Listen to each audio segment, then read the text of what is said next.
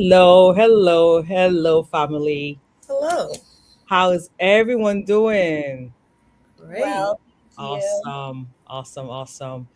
Welcome to Let's Talk College. We have the Next Gen Edition. Yes, you heard me right. Next Gen Edition.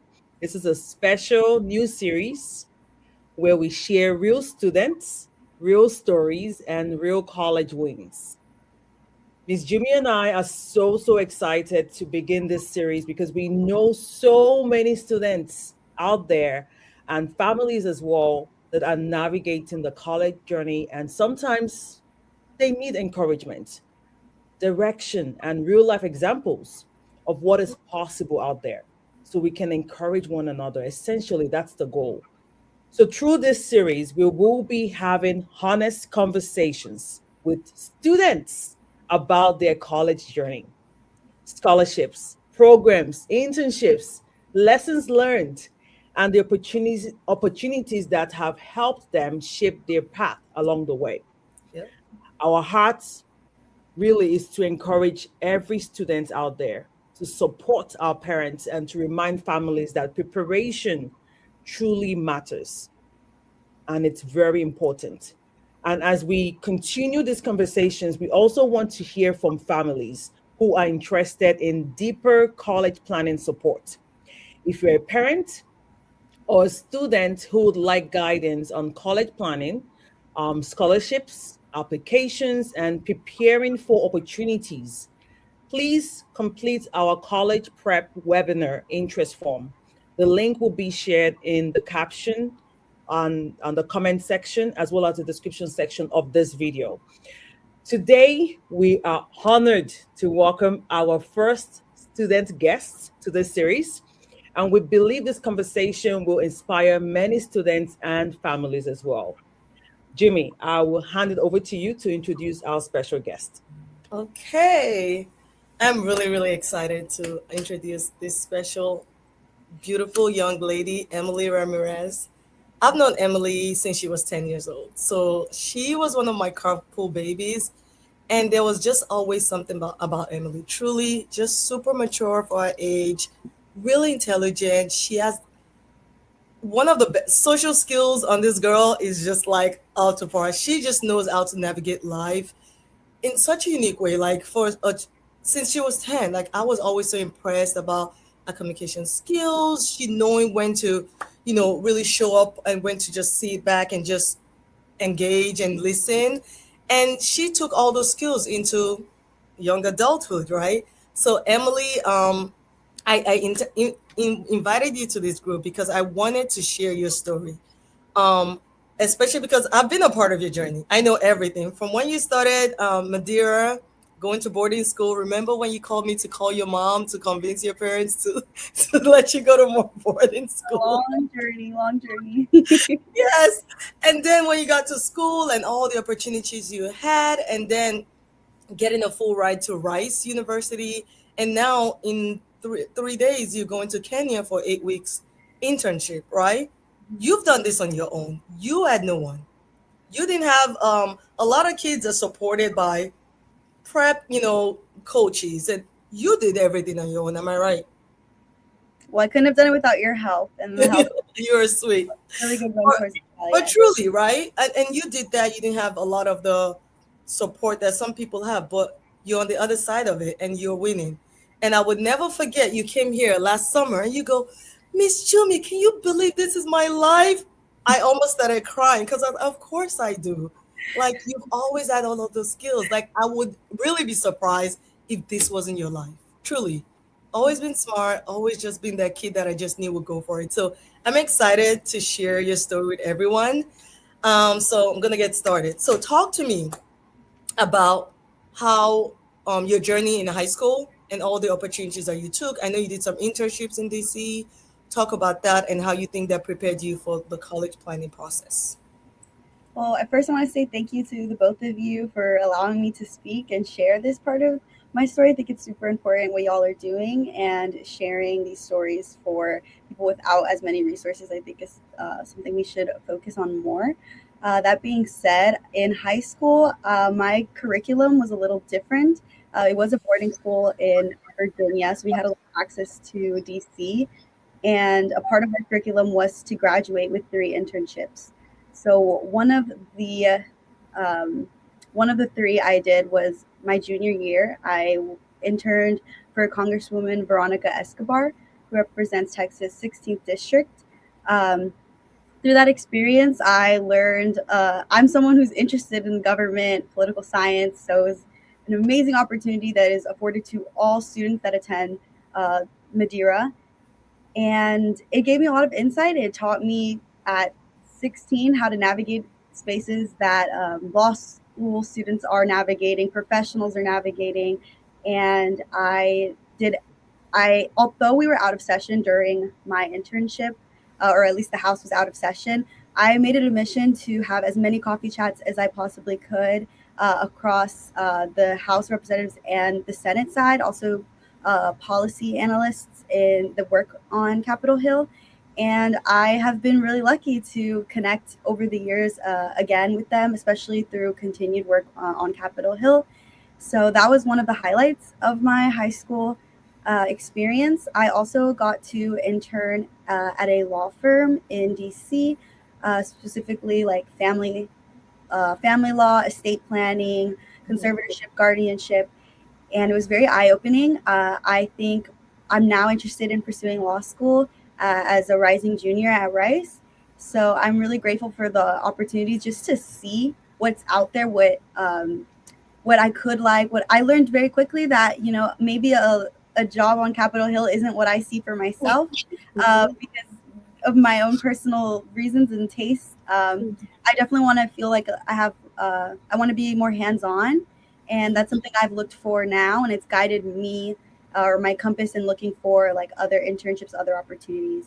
So Yeah. that's definitely those are the two biggest takeaways. I also worked as a teacher assistant my sophomore year in high school for a Title I elementary school, which is great. As a first gen Latina, seeing students in the same position that I was in, with classrooms that are so multicultural, you're talking and turning to your peers in your own language while the teacher teaches you in English is Yeah. something that struck a chord with me, as I had been in those. I was one of those students learning English as a second language, and then to being in boarding school and having the opportunity to assist a teacher teach those classes was really just a full circle moment for me. So I'm really grateful for all the opportunities I had through the Madeira School. Yeah, yeah. So here's the thing, right? Opportunities abound, right, in those schools, right? But not everyone takes those opportunities seriously and use that to kind of like pivot like the next steps, right? You did an amazing job, right? And I want to dive into this a little bit. The summer before senior year, right? You again, you come over quite often on your break, so we chat. I always check in, and you were talking about being worried about college. You were like, Miss Jummy, I don't know what to do. This was like literally early August. I haven't started planning anything. And I was like going in on you and Jordan, like, yeah, Jordan is the same. And I was like, and you were like, I don't know what to do. So we talked about some resources, but then you went back to school and you really locked in, right? Literally in 3 to 4 months, you had a full right to rice. Talk about that process. That like, at the beginning, uncertainty, like wondering what you were going to do, talking about I don't know how we're gonna pay for all of this. And then in 3, 4 months from then, you had a full ride. How did that happen? What do you think prepared you for that moment? And what do you think? What was on your resume that you think resonated with the admission officers at Rice that gave you that opportunity?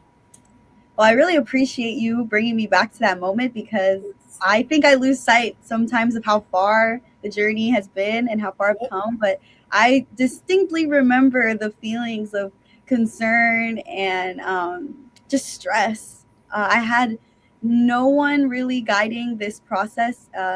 My older sisters did get to graduate from college.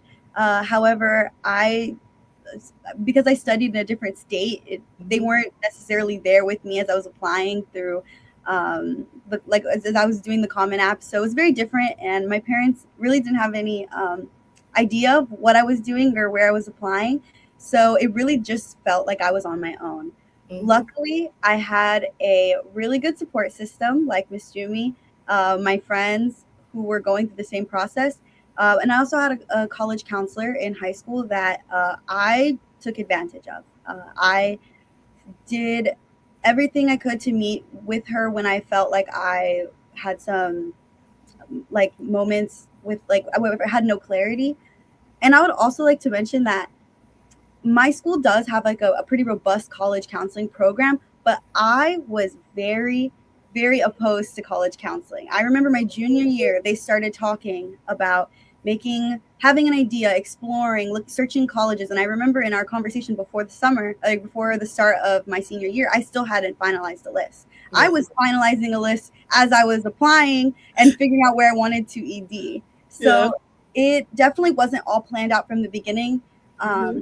Because I was very fearful of applying to college. I felt like it was just this really big undertaking that I had no idea how to even start. Yeah. So those meetings would just stress me out.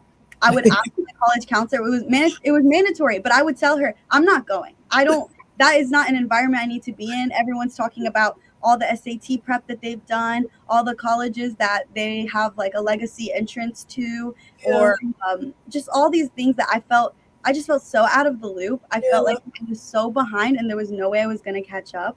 So I just kind of ran from it until there was no running left and it was time to start. I remember the Common App started probably near the end of August. Yeah. August, I'm not sure. And I remember hearing that I needed to complete all of the basic information I could, probably from you, from like someone. Someone told me I needed to do it, and so I did. I got all of the basics out of the way. Um, but luckily, I got to dedicate around 5 weeks of like the first semester of high school. My school was different. We had modules, so it's really hard to describe. But Yeah. around September, October, I had 5 weeks to just focus on my college apps because I was at my internship. I didn't have class, so Mm-hmm. I was doing my internship every morning, like until like 4 p.m. But then I would spend the rest of my afternoons working on my college app, which definitely gave me um, so much of the support I At a could. time. Yeah. So, for students who don't have that luxury, I definitely recommend having already worked on your personal statement, having already done some of your supplementals for universities you're sure you want to apply to. But Mm-hmm. because I had this time, I was able to work on those things during as the deadlines were coming up. Uh, but I would like to say I ended up applying to 15 schools, and I I didn't know that Rice University was the university I wanted to go to Mm-hmm. if I got accepted until maybe 2 days before the early decision deadline. Wow. I Wow. knew I wanted to apply, and I had a spreadsheet, all the universities I knew I was going to apply to, their deadline, and what I was applying as.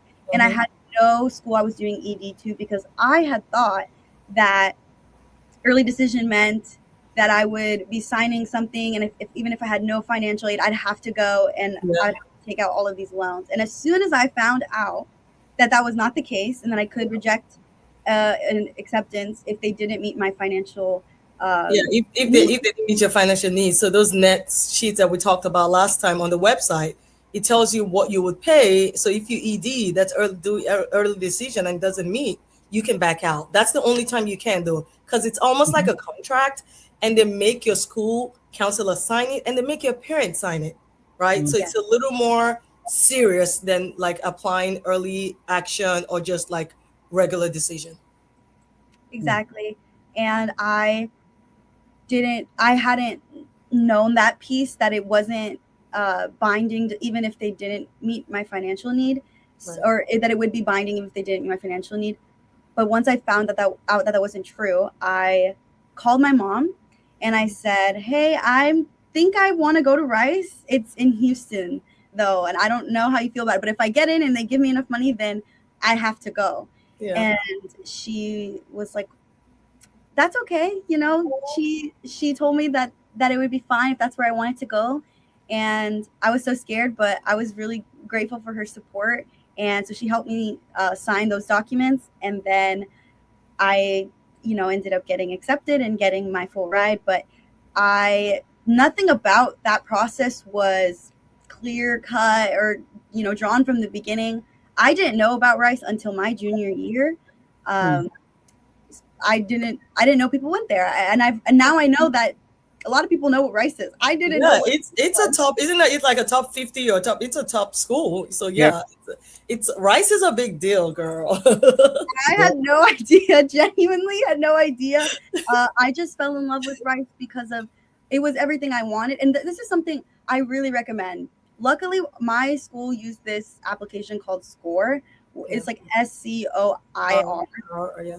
And you can put filters through like based on like location, size, culture, any of those like demographics. You put a filter through and it gives you a bunch of universities that match your ideal like university, and that helped me so much narrow down. And because I did have an idea of what I wanted a liberal arts school in the city in the South with good diversity and study abroad opportunities.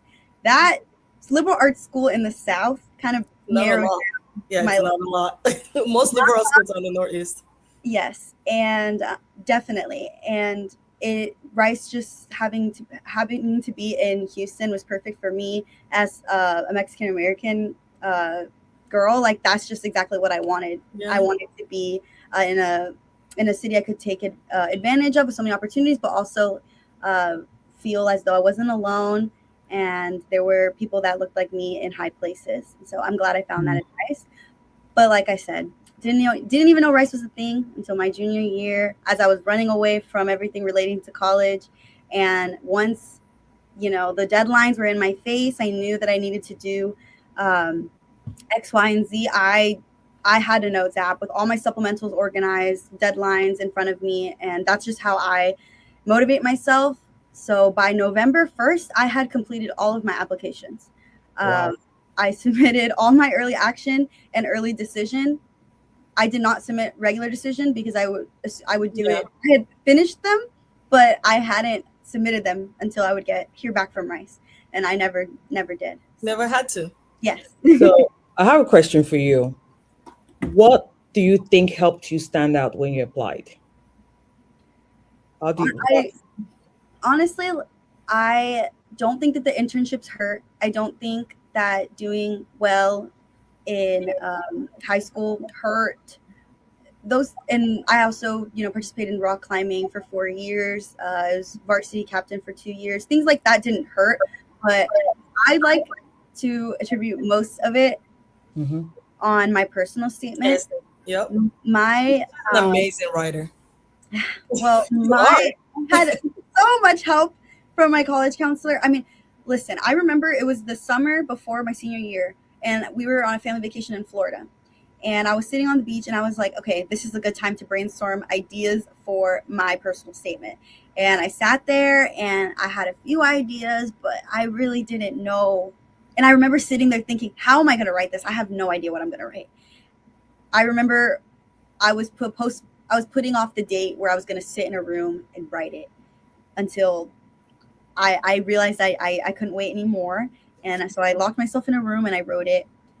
And the best advice my college counselor gave me was that your personal statement should be as if you dropped it in a room or in a hallway with a bunch of other papers and someone picked it up and without your name on it, and they would know that it was yours because of how you wrote it. It was so obvious that it was yours. It was your story. It was so authentically you that without a name on it amongst other blank pieces or other pieces of paper, they would know that it was yours. And I feel that is exactly how I wrote mine. I feel like there's no clearer version of my story than what I wrote in that in my personal statement. And I'm still really proud of myself for how I wrote it. I was very honest. I was very vulnerable because going to a predominantly white high school as a first gen Latina, first gen low income Latina, that was big culture shock, to say the least. And it was not always straight, and it was not a very linear path by any means. So I was very honest about the hardships that I had going through that, through that high school and through that experience. And I think it was even more rewarding being accepted into my dream school with that story, with those vulnerable, like with everything out on the table. This is me. This is what I endured. This is how I felt. This is my thoughts and my experience going through this. It was just that much more rewarding being able to say that I got chosen to go to the school I wanted to go to. And because it goes both ways. I know, like, it can feel, I heard from a lot of my friends who felt, like rejected. They felt like they were just getting a lot of no's. I think of it as you're both accepting each other. Like, if you want to go and you think it's a match and they don't think so, then I don't think it was a match. I don't think that it was meant to work. Yes. I never visited Rice until the first day I moved in. I never went to Houston. I had no idea. I signed a contract saying that if I get in, I will go, without having ever stepped foot on that campus. And so did my parents. But I can confidently say that I chose the right school, that I don't regret wearing ED. I don't regret being accepted, any of that. It was the best choice for me. And I would like to accredit that to Rice as well for seeing my application and seeing that it would be a match. And so I think as students, we should also, like, trust in the process and understand that there is a method to it, and it's not random. It's a match both ways. Yes. So you did say earlier that you applied to 15 colleges. Out of those 15 colleges, you got accepted to all, or? So I had only heard back from 2 by the time that I heard back from Rice. So I applied to ASU and Trinity College, I think, in San Antonio, Texas. I got accepted into both, and I got around $32,000 in merit-based scholarship for Trinity, but it was not everything. Yes, and ASU, I would have through a. She would have gotten a full ride, because that was one of the things I was sharing with her. That was a full ride program that she would have easily got into. I remember they were asking, I don't know if I told you this, Mr. Me, but they asked me, "Did you hear back from Rice? Did you get?" Yeah, I texted her when you told me. I was like, "We got it." I texted.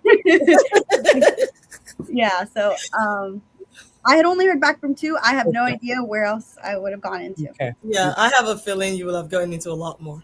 But go ahead, Lola. Yeah. So when you were talking earlier, you talked about doing your internship time at Washington, right? Yeah.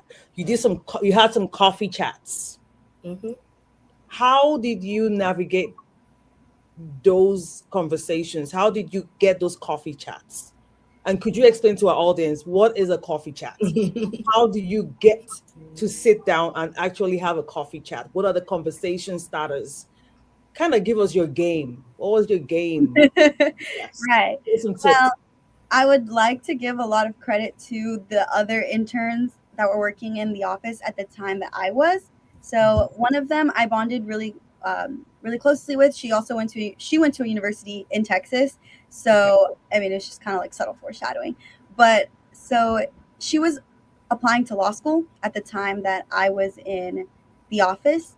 And she taught me everything I needed to know in the office, but also was telling me how she was navigating her internship experience. And that was through networking.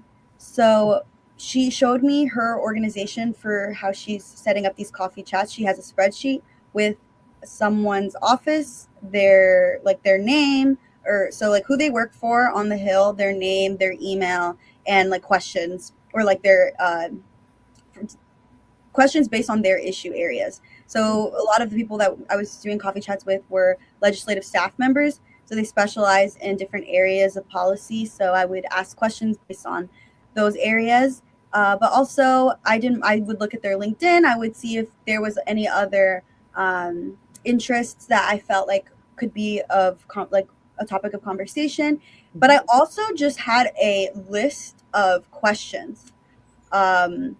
I still have it. It's not with me. It's in my I packed it away in the storage unit in Houston, but it's this like Padlet with a bunch of questions, just like what is a day like in your role? What are some recent projects you've been working on that you're really excited about? What do you think prepared you most for like for your position, or if there's one thing you could do differently, what would you do? Like some things like that that are just you could ask to anybody, you could get a good answer. It could also be pretty surface level. So those were always like backups. But I made sure to do research on the person before I had the coffee chat about their issue areas, about things that I specifically wanted to ask them. And I asked those questions first. And yeah, I mean, you prepare, but you also have to send out an email and ask them if they're willing to meet with you. So I had gotten a template from my friend of just, I hope this email finds well. My name is Emily, and I'm working in so-and-so's office. I saw your work on blah, blah, blah, or I think this is really interesting. I was wondering if you'd be open to having a 15-minute conversation about blah, blah, blah, and like making it a very specific ask. Mm-hmm. And appreciating their time, thanking them for their time and their consideration. And I also learned that it's really important to have some kind of email signature. I feel like when you're working under certain organizations, you should make your name kind of have some weight to it by, even if it just says Emily Ramirez, congressional intern, office of Congresswoman Veronica Escobar. It adds to it. Yes, gives value. It gives value. So she had one as for, and she was also, forgot to add, there was a few interns working in our office, but I could see that she was the one that they trusted to watch the desk when no one else was in the office. She was the one that had the most responsibility. And learning from her was very helpful to me as the 16-year-old intern on our team. I wanted to learn from someone who was doing well or was excelling in her position. So I did. Luckily, my team also encouraged us all to meet with everyone in the office. So that's a really easy way to start coffee chats, is just getting to know the people that you are working with, and then obviously branching out. But those are the things that helped me the most. I would say I didn't have all the answers, but I looked for them, and I found a lot of support with amongst my peers. Awesome. Thanks for sharing that. That's very great. Jimmy, go ahead. Yeah, so just proof. I'm sitting here like a proud mama, and I'm not a mama, right? Because when you hear the things that she's able to navigate at 16, at 14, Yes. and 15, it's really, really impressive. It's truly. It is. And you talked about, your experience in Madeira, right? Um, you've always been a great writer, and I know like you've always been really real about your experiences. When I met you, you were in a predominantly Black middle school, right? So you've always kind of been a minority in spaces, even if you always took advantage of it. I remember at RCA, every opportunity your name was on there, right? It was always Emily, and that's who you've been, right? Even if you had many highs and many lows, just because again, what comes with being a minority in a different space. And then you went to the other extreme in Madeira, a minority but in an all-white space, right? I do think there's a lot to learn from being in those spaces. You can pretty much navigate anywhere, right?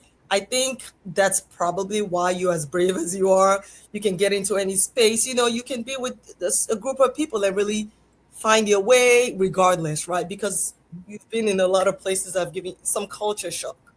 Can you talk about starting being in a place like where you can actually relax and feel at home in Rice? I truly think it couldn't be more perfect for you.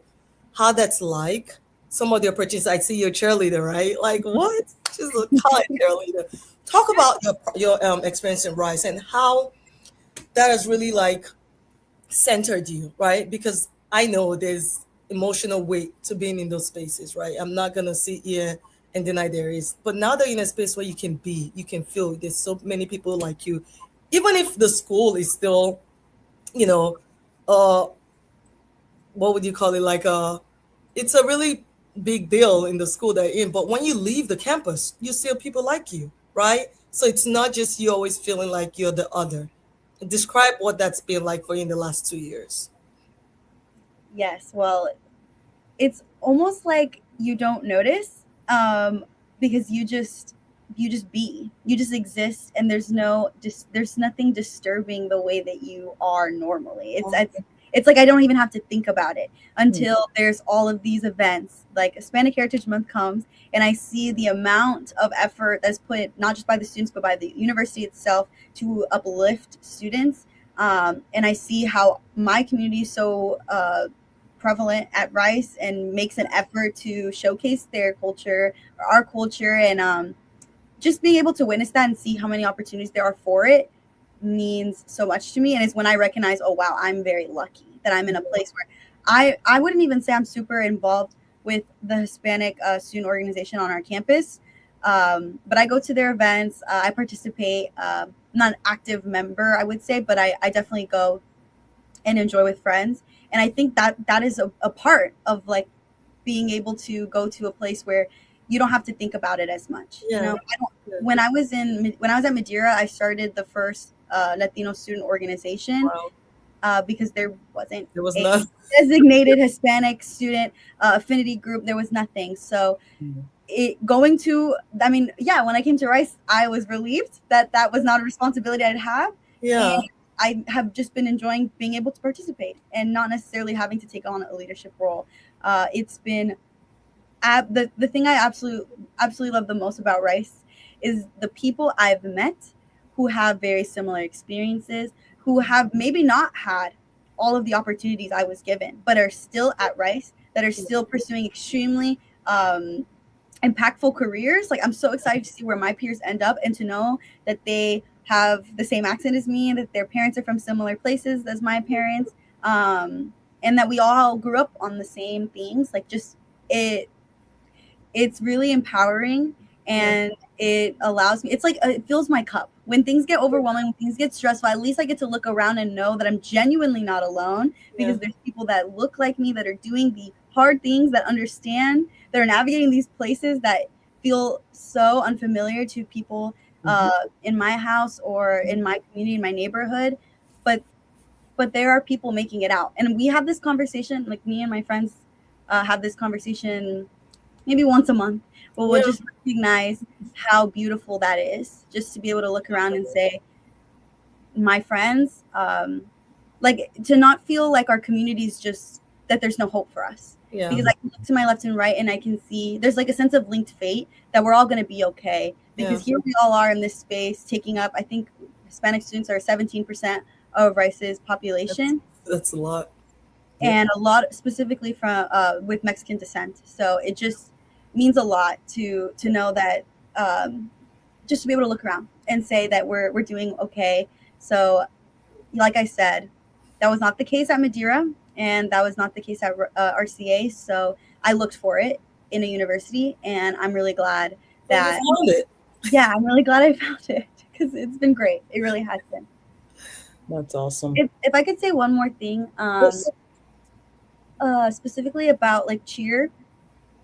So something I've learned about myself in navigating these different places, that I've changed a lot. You know, RCA, I feel like I conformed a bit to, not because I didn't want to be outcast. I felt at times like different, so I tried to blend in, and I realized quickly, like, I lost a lot of my ability to speak Spanish, communicate with my parents. Parts of my culture I just felt like I wasn't in tune with. And when I went to Madeira, that changed. When I went to Madeira, I was on a personal mission to keep all of the culture I had intact and to understand more. So luckily I had like a quinceañera, and I got to really celebrate my culture. And it was I was there. Remember? I just sent you the picture. There in the audience cheering me on, dancing with each other. Like, it was just such a good, I made it a point to, like, I really pour into myself and my culture. And but over time, being in places where I don't get to speak Spanish, where I'm not surrounded by my community, I've changed as a person. I would say that I'm not necessarily as, there's not such a thing as I'm so Mexican, I'm not Mexican, but I feel at times I feel a little bit more disconnected, because I didn't grow up in the same house around my parents, I've been living away from them for almost 7 years now. Yeah. So there has been a change, but in going into a school like Rice, where a lot of students have lived in the same town, specifically on the border for 18 years, there's differences. And so one thing I really am really appreciative of is the Rice cheer team, because I tried out the spring before the start of the year. Like, so I was still a senior in high school, the springtime, my senior year. And, I started at Rice in the fall. Yeah. And I was already on the team. I had already started learning some of the choreography. So by the time I started Rice, I had a community. I got onto campus and I already had a group of friends. People. Yeah. Yes. Automatic people I have to trust, learn to get along with, work together. That immediately made me feel like I had a place. Yeah. And I'm so grateful. I don't think I would have felt as comfortable navigating Rice without that. So I know it's not always possible, but having that support network already built in before I got to Rice's campus genuinely helped so much. And it's one of the best decisions I've ever made. And it sounds silly. Oh, I joined the Rice cheer team. It's the best thing that ever happened to me. No. But it is. But it gave me a lot of support. And it just made me feel like I belonged. It made me feel like, oh, there's a reason why I'm here. Yeah, I think that's why a lot of times where athletes have a good experience with schools, because they're going with a built-in community already, right? You don't have to really try to fit in. You have common goals, common things you like. So I understand that.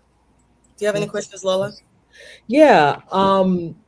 So to any high school student listening to us right now, they're home, it's summer. What advice would you give to them? That's a really good question. I have two younger sisters that are 10 and 11, and I find myself not worried about their intelligence or their ability to do it. I know that they can, and I think that that's one thing that everyone kind of needs to shake, is that you definitely can. I think what matters more is how much you want it, how much you're willing to, how much effort you're willing to put in to get the outcome you want. And that's what I tell my sisters. I say, you can do anything you want to do. Like, there's so many options. We are blessed to have an amazing family that supports us, and now they have older sisters that have navigated the process. So they are supported in whatever they choose. And I just want them to want it enough to go after it, because no one told me, Emily, go to boarding school. Emily, go have coffee chats with people on the hill. Emily, go apply to study in Kenya for 8 weeks. Like, no one's telling me to do these things. It's just something I want to do. And I want it enough to where, even if it's difficult, even if there's a long application, even if I have to do an interview, I'm still going to do it, because that's how badly I want it. Yeah. And I urge you that if you have that voice or this desire to do something, to let that guide you, and to if there's reasons that you feel like you should maybe shift or pivot to avoid like feeling let down, don't lean into those voices. Use them as fuel to help you continue to make to take steps in the right direction. Because I remember when I was in middle school looking to apply to boarding school, and I told my older sisters that's what I wanted to do. And I heard one of them told me, Emily, how are you going to do that? That's not going to happen. It has to be fully financed by the school. And if not, it's not going to happen. You shouldn't get your hopes up. And the other told me, okay, there's a lot of people at the place at RCA that you should talk to tap into those networks and people that can help and support you in making that happen. And that is what helped me get to Madeira, which helped me get to Rice. So, like I said, if you want it, then you should lean into that desire and allow yourself to keep like that fueling your efforts and getting what you want. Thank you. They needed to hear that. I hope that's good advice, because I think it is. Well said. That's great. Great advice. Yes. Well So said. you were talking about Kenya, right? That's one of the opportunities you got from your from Rice. Can you talk a little about how you got that? What you're going to do? I'm excited for you. You're going to be there for 8 weeks this summer. So talk about it real quick. Right. So I applied to this fellowship that is provided through the Center for Civic Leadership at Rice. And it is a fellowship that's funded by Rice to travel to, there's several placements. So there's people going to Bolivia, Brazil. I chose Kenya and specifically to work with the Pangea Network, which is a nonprofit organization trying to give young children and adults the tools to have like upward mobility and have the path that they want and have success. So they do this through adolescent sexual and reproductive health programs, women's networks, youth women's leadership or young women's leadership conferences. So they do a lot of, they have a few programs that I've found to be impactful work that I wanted to be a part of. Yeah. So I applied to this fellowship through Rice and I had an interview. And by December of 2025, I'd applied maybe in October. I'd found out that I was going to go, and I took a semester-long course to prepare and learn about Kenya and its culture, Nairobi specifically, and the things I need to do to prepare.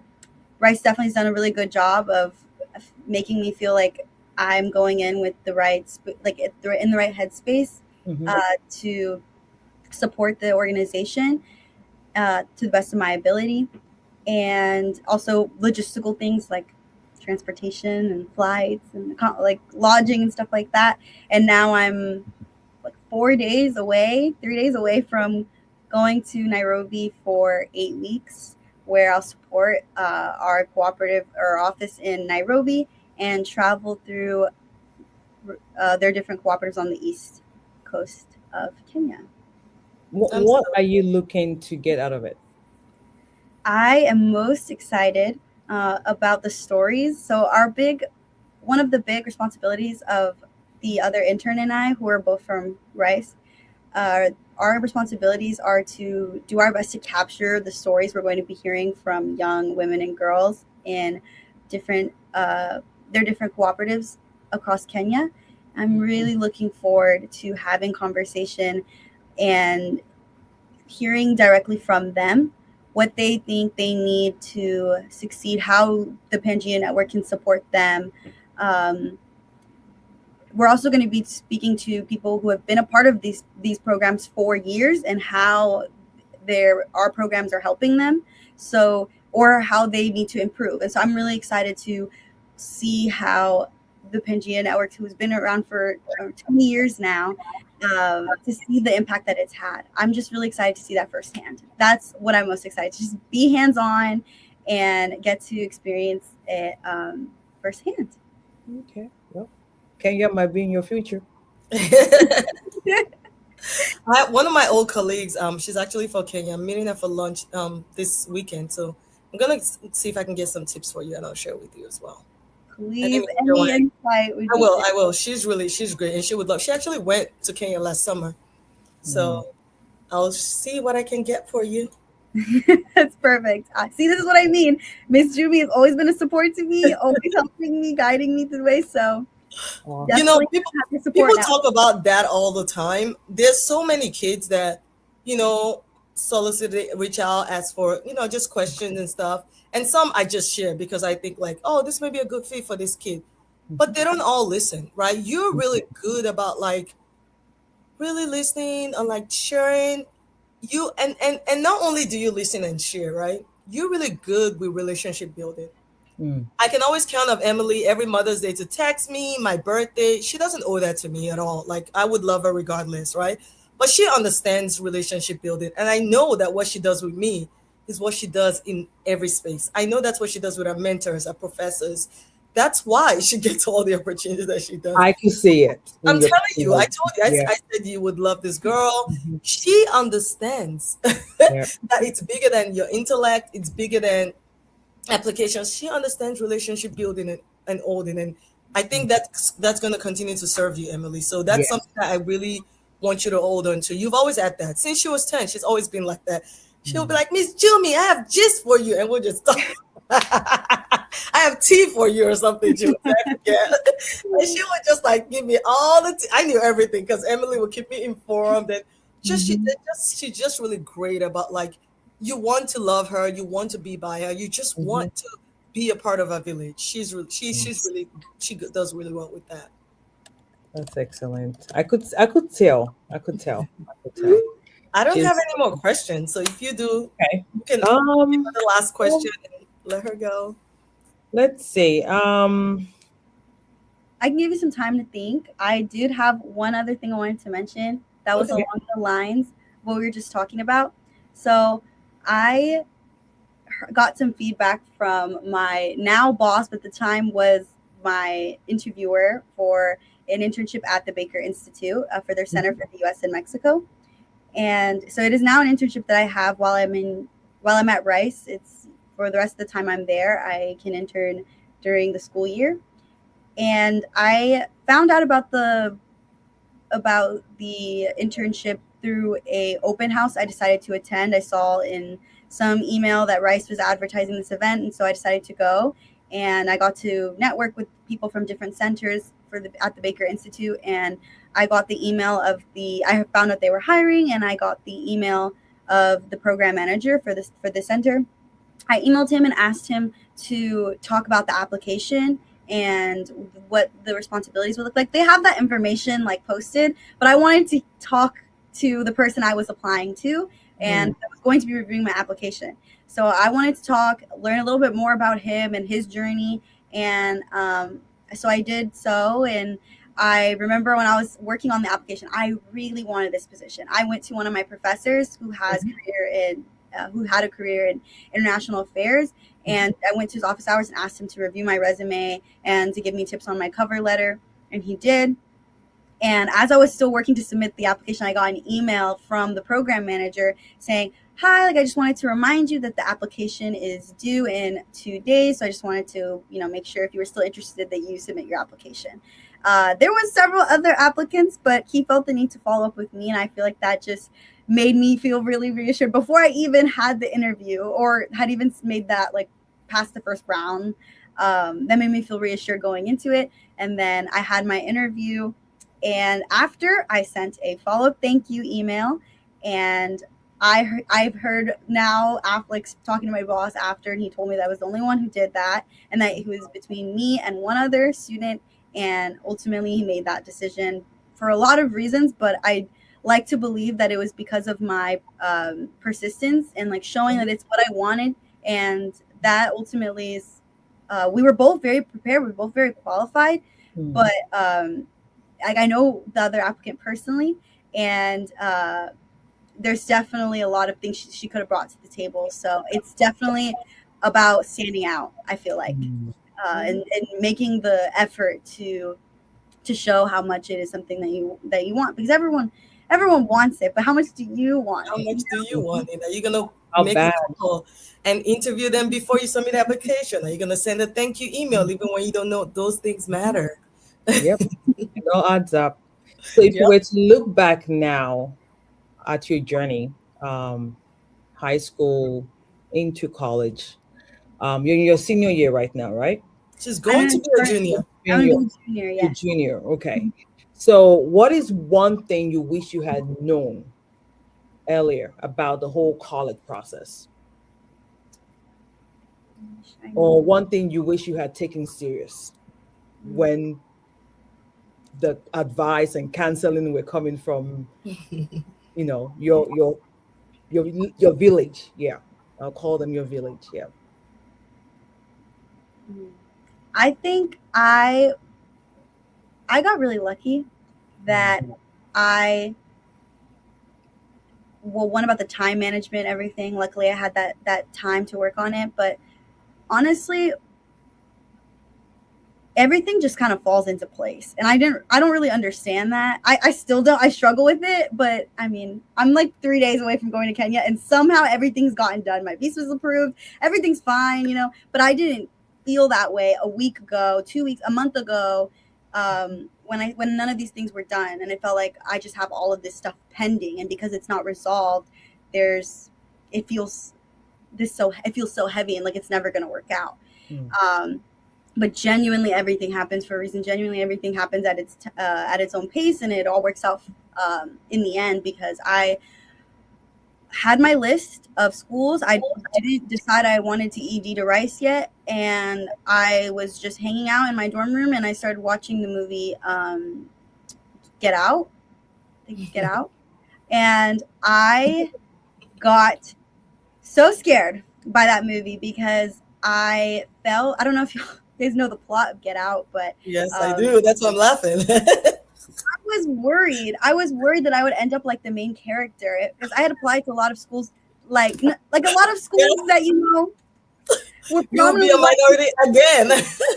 And I finished the movie and I just looked around and I was like, oh my God, am I like on a track right now to end up in some suburb for the rest of my life and to like have stuff done to me? Like, I was terrified. It sounds crazy, but like I called my sister right then and there. I told her, I was like, maybe I've been going about this all wrong. Maybe I need to like adjust my list and like really prioritize schools that would meet my need in terms of like feeling seen and having a sense of belonging.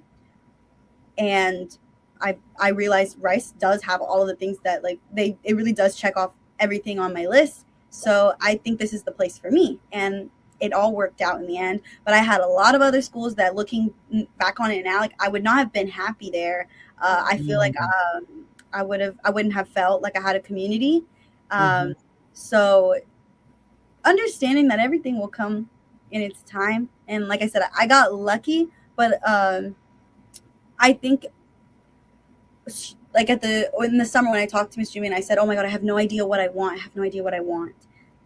That changed when I put in the effort to see what the options were, and ultimately just took time to see and have experiences and learn, okay, I think this is what I want. I think this is more of what I'm looking for.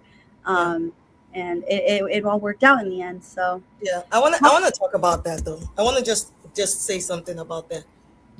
I am a pessimist by nature, right?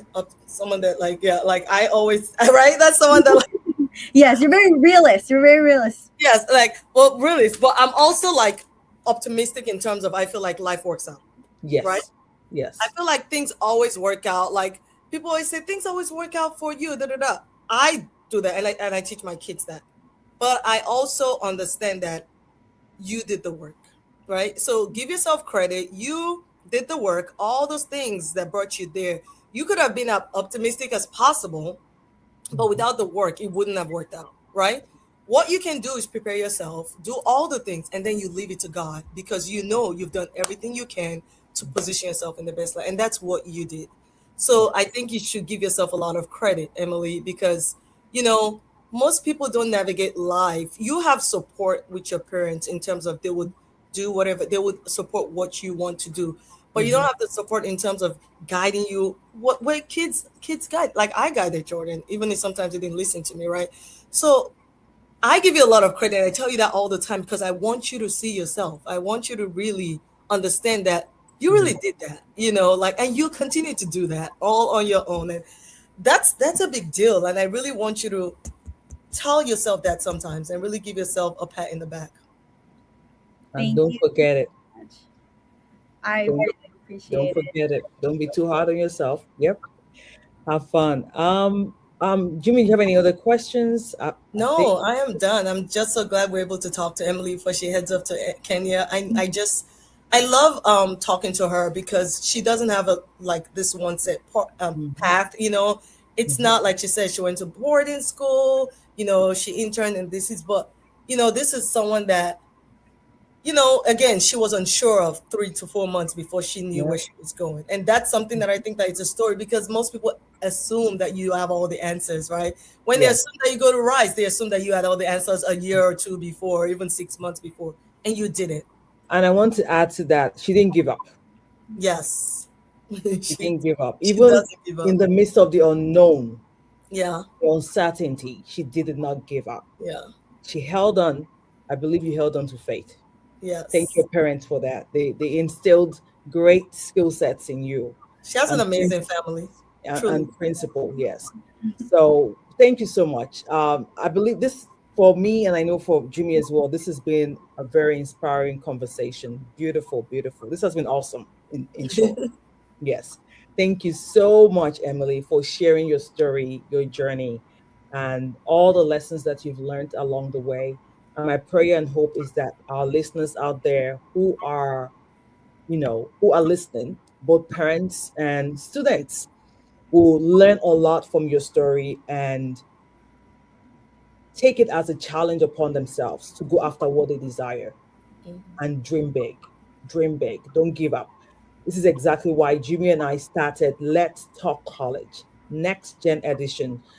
We can go online, share information, the data, but the stories really back it up to tell you that the system works, the principle works. Next Gen Edition was created to create a space for real students, real stories, and real college wins to hear from them. And to every student watching out there, we hope this encouraged you to keep preparing, to keep asking questions like Emily did. She didn't give up, she asked questions. She followed through with the answers. She didn't just write it down and sat on it. No, she applied the answers, the guidelines, the principles, and keep going after the opportunities available to you. And she Don't. didn't stop when she got into college. That's really important. Yes, she didn't stop. She didn't stop. She kept looking out for more opportunities out there. Yep. Yes. And to every parent and family watching, we hope this reminded you that support is well needed. Guidance, early preparation, it's all needed to make a real difference. And before we go, if this conversation encouraged you and you'd love more support with college planning, with scholarships, with applications, and helping your students to prepare for opportunities, please reach out to us. Send us an email. I'll make sure I drop an email in the description section. Leave us a comment. Let's hear from you. If you want us to come out to your organization to give a webinar on college planning, college preparation, we'll be more than happy to do that, to connect with your organization. And if you're interested in learning more about college preparation, we still have our webinar interest form available to you. To please complete it. We'll place the link in the description section of this video as well as in the comment section. Please, please, please do well to like this video, subscribe to this channel, share this conversation with a student, a parent, a family who truly, truly needs to hear this, and stay connected with us for more. We have more in store for each and every one of you, more student stories and college wins to share on this platform. Ms. Jimmy, you have any last words, or Emily, to share to our viewers? No, just thank you again, Emily, and have a best time in Kenya. I'll text you later. Okay. Yes. Thank you both so much. I really appreciate being able to share my story. If I have one last thing, I was just thinking about it while you were saying it, while you were saying your outro there. I was just thinking about how I never felt like someone was going to come and do something for me. I always felt like it was up to me. And I think that's the biggest difference. So I just want to leave it at that. That's the spirit. Repeat. Yeah, just no one's coming to save you at the end of the day. No one is coming to save No you. one's coming to save you. If you want it, like, you will do it. But genuinely, it's up to you. And I always given myself that responsibility to go where I want to go. I am so proud of you, girl. God bless you. Thank you so much. I really enjoyed having this conversation. We enjoyed having you. And please, please, please do not lose contact with us. I would love to hear more about what you're doing, what the future holds for you after graduation, where you end up. She already knows I'm coming to her wedding. If I don't get married, we're fighting. That's how I'd love to. I will keep in touch. I'll definitely ask more of you, more about you. Yeah. Thank you Yes. so much. I see you doing big things. Yep. Yes, definitely. So all right, guys. that's it, guys. From Jummy and myself, thank you for joining Let's Talk College Next Gen Edition. We'll see you in the next conversation. Have a blessed one. Bye, y'all. Bye.